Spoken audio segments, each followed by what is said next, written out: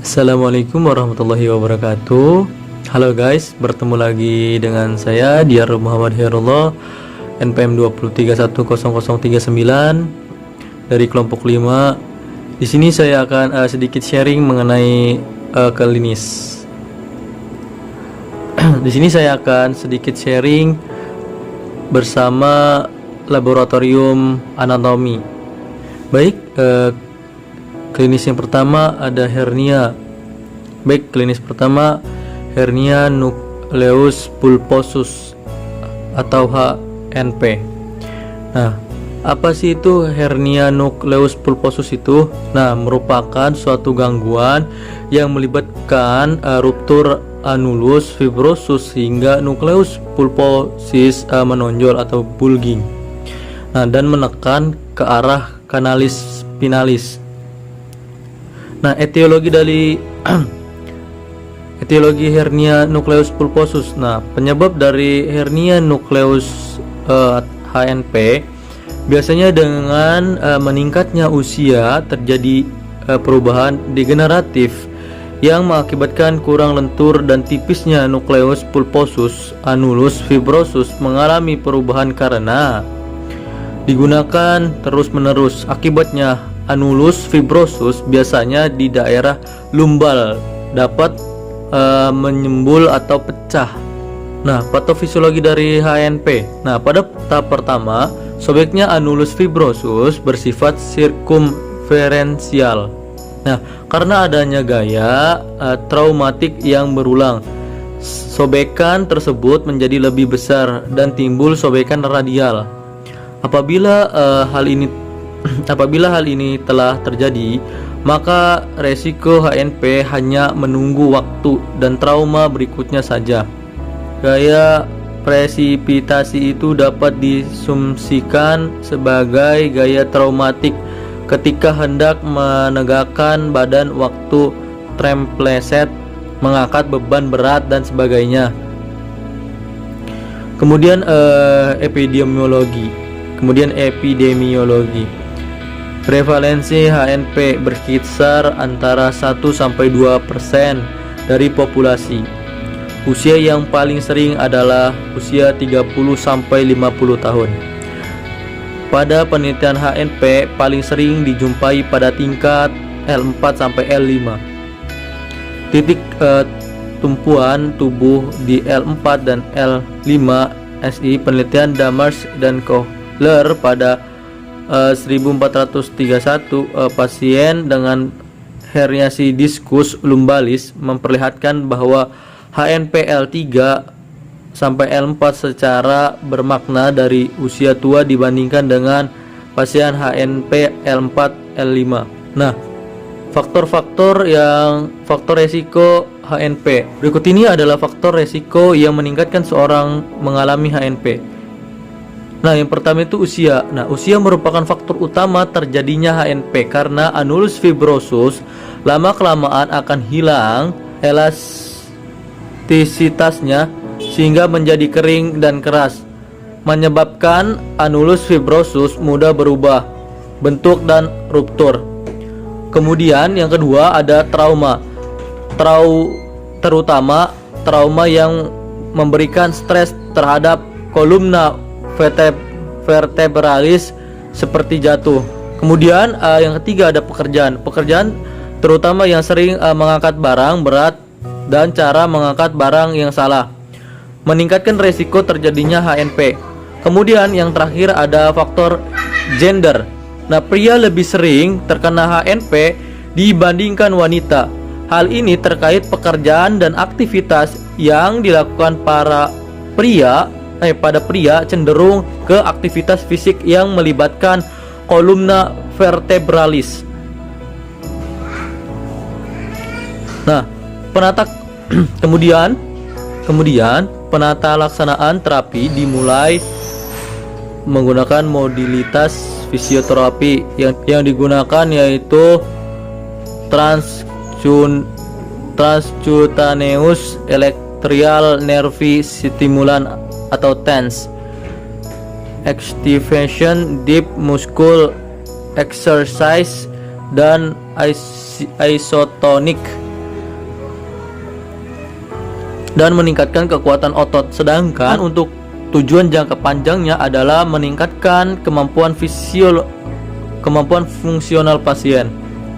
Kemudian komplikasinya inkontinensia urin dan inkontinensia tinja.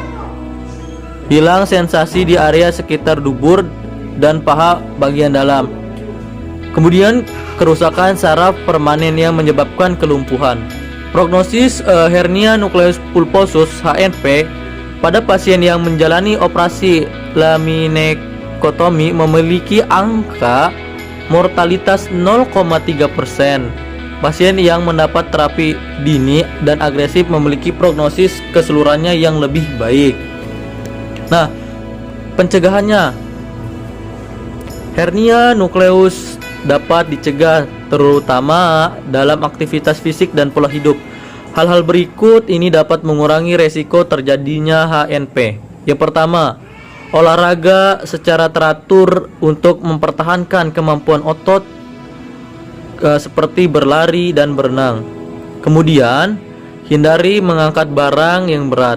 Edukasi cara mengangkat yang benar. Selanjutnya, tidur di tempat yang datar dan keras. Kemudian, hindari olahraga atau kegiatan yang dapat menimbulkan trauma. Dan yang terakhir, kurangi berat badan. Selanjutnya, kita masuk ke klinis spina bifida. Spina bifida berarti terbelahnya arcus vertebrae dan melibatkan jaringan saraf di bawahnya atau tidak. Spina bifida tersebut juga myelodysplasia, yaitu suatu keadaan di mana ada perkembangan abnormal pada tulang belakang, spinal cord, saraf-saraf sekitar dan kantung yang berisi cairan yang mengitar spinal cord, mengitari spinal cord. Kemudian etiologinya. Nah, etiologi spina bifida bersifat multifaktorial. Nah, artinya terjadinya penyakit ini disebabkan oleh interaksi berbagai faktor, terutama genetik, maternal, dan lingkungan. Penelitian pada hewan menunjukkan sebanyak lebih dari 200 gen berperan dalam penutupan tuba neural. Berbagai gen tersebut memiliki berbagai fungsi, antara lain meregulasi sitoskeletal poliferase sel, menjaga integritas epitel, berperan dalam pembentukan protein, serta enzim yang penting dalam proses neurogenesis.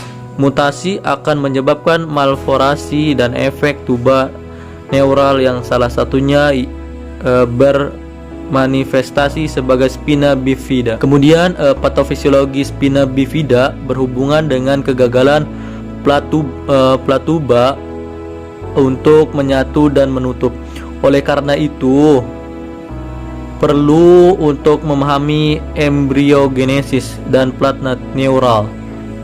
Tuba neural atau neural tube terbentuk sejak hari ke-22 pasca fertilisasi yang terdiri dari dua tahap, antara lain tahap neurulasi primer dan sekunder. Kemudian epidemiologinya.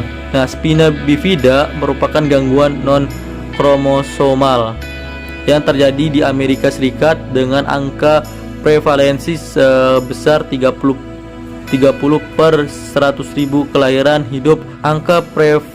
Angka prevalensi ini lebih tinggi dibandingkan dengan angka prevalensi spina bifida di Eropa. Faktor yang menyebabkannya yaitu adalah kelainan kongenital, dapat dipengaruhi oleh faktor genetik dan faktor lingkungan atau keduanya.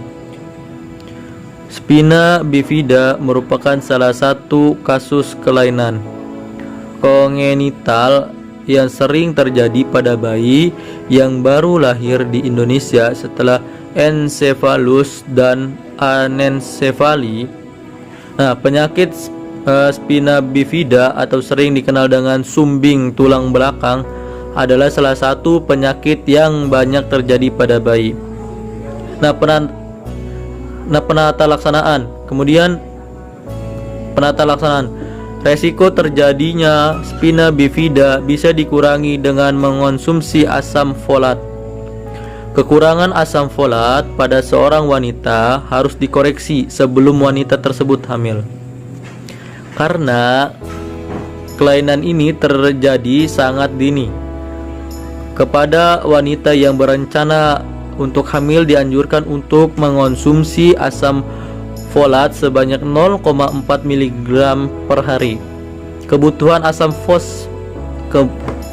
asam folat pada wanita hamil adalah 1 mg per hari. Nah, komplikasi: kelemahan otot hingga kelumpuhan, cacat tulang termasuk skoliosis, dislokasi pinggul, pemendekan panjang otot dan kelainan sendi, gangguan dan masalah pada pergerakan usus dan proses berkemih, penumpukan cairan di rongga otak atau hidrosefalus. Prognosis: penurunan kualitas hidup sering kali dialami dan merupakan salah satu aspek yang diperhatikan dalam penata laksanaan spina bifida. Penderita rentan mengalami depresi, ansietas, kebiasaan seperti minum alkohol, serta berganti-ganti pasangan seksual. Nah, pencegahannya: penggunaan suplemen folik acid 400 mikrograms 0,4 atau per hari sebelum hamil dan 8 mikrograms atau hari selama kehamilan.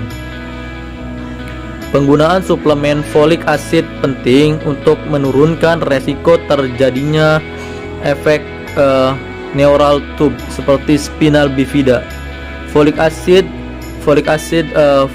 folisin, petroglutamic acid terdiri dari bagian-bagian petridin, asam para aminobenzoat dan asam glutamat. Kemudian klinis spondylolisthesis. Nah, apa sih itu spondylolisthesis? Adalah suatu kondisi di mana suatu zat beberapa ruas tulang belakang atau vertebra bergeser ke depan dari tulang di bawahnya atau di atasnya. Nah, etiologinya apa sih? Nah, etiologi dari spondylolisthesis adalah multifaktorial. Predisposisi kongenital tampak pada spondylolisthesis tipe 1 dan tipe 2. Pada postur gravitasi, tekanan rotasional dan stres atau tekanan konsentrasi tinggi pada suhu tubuh berperan penting dalam terjadi pergeseran tersebut. Kemudian patofisiologi. Patofisiologi spondylolisthesis adalah defek pada vertebra yang menyebabkan pergeseran segmen tulang belakang. Defek vertebra dapat disebabkan oleh proses kongenital, degeneratif, trauma, maupun infeksi. Spondylolisthesis dapat terjadi di regio vertebra manapun, tetapi lokasi sering pada regio vertebra lumbal karena rentan mengalami cedera akibat menahan beban atau peregangan berulang akibat aktivitas fisik. Kemudian epidemiologi. Prevalensi dan insiden dipengaruhi oleh usia, jenis kelamin, dan riwayat penyakit muskuloskeletal. Spondylolisthesis dapat terjadi pada semua usia, tetapi prevalensi meningkat pada usia 50 tahun. Faktor resiko. Yang pertama, faktornya yaitu menderita penyakit sendi atau tulang, misalnya radang sendi dan spondylolisis. Kemudian melakukan olahraga yang memberi tekanan atau regangan berlebih pada tulang belakang. Nih, contoh senam dan angkat besi yang terlalu berat. Kemudian memiliki keluarga yang juga menderita penyakit tersebut. Nah, penata laksanaannya bergantung pada usia, penyebab, tipe dan derajat, serta tingkat morbiditas gejala klinis pasien. Tujuan utama penata laksanaan adalah mengurangi morbiditas dan menekan progresivitas penyakit hingga tercapai remisi. Penanganan terdiri dari terapi konservatif dan operatif. Sedangkan spondylolistesis tipe patologis membutuhkan terapi sesuai penyakit yang mendasari. Komplikasi. Nah, komplikasinya yaitu nyeri punggung bawah yang berkepanjangan. Kemudian kifosis atau lengkungan tulang belakang yang tidak normal. Selanjutnya, kesulitan mengontrol buang air kecil dan buang air besar. Kemudian kerusakan permanen pada syaraf tulang belakang. Selanjutnya, mati rasa hingga kelumpuhan pada kaki. Prognosis spondylolistesis mayoritas mengalami perbaikan klinis dengan penata laksanaan konservatif. Nah, terutama pada spondylolistesis ischemic tipe 1 dan tipe 2. Spondylolistesis bukan merupakan suatu kondisi yang mengancam jiwa, tetapi dapat menurunkan kualitas hidup penderita. Nah, pencegahannya apa aja sih? Nah, pencegahannya yang pertama, mempertahankan berat badan ideal agar tidak membebani tulang belakang. Kemudian, mengonsumsi makanan bergizi seimbang untuk menjaga kesehatan tulang. Rutin berolahraga, terutama olahraga untuk melatih kekuatan otot punggung serta menghindari olahraga yang beresiko mencederai tulang belakang. Kemudian klinis spondylosis. Nah, apa sih itu spondylosis? Spondylosis adalah penyakit degeneratif tulang belakang. Nah, spondylosis ini disebabkan oleh proses degenerasi yang progresif pada diskus intervertebralis yang mengakibatkan makin menyempitnya jarak antara vertebra sehingga mengakibatkan terjadinya osteofit, penyempitan kanalis spinalis dan foramen intervertebralis dan intrapersendian posterior. Nah, etiologinya. Nah, penyebab utama dari spondylosis adalah aus dan melimpahnya tulang, mengeringnya cakram, dan menebalnya ligamen di sekitar tulang belakang. Perlu diketahui bahwa tulang belakang memberi struktur dan menopang tubuh. Selain itu, tulang ini juga melindungi hampir semua cabang saraf utama yang berjalan dari otak. Kemudian patofisiologi. Spondylosis merupakan penyakit degeneratif yang sering mengenai lumbal. Proses degeneratif diskus intervertebra disertai perubahan struktur diskus menjadi rata. Tonjolan tulang oleh permukaan osteofit tampak di tepi anterior dan posterior pada korpus vertebra.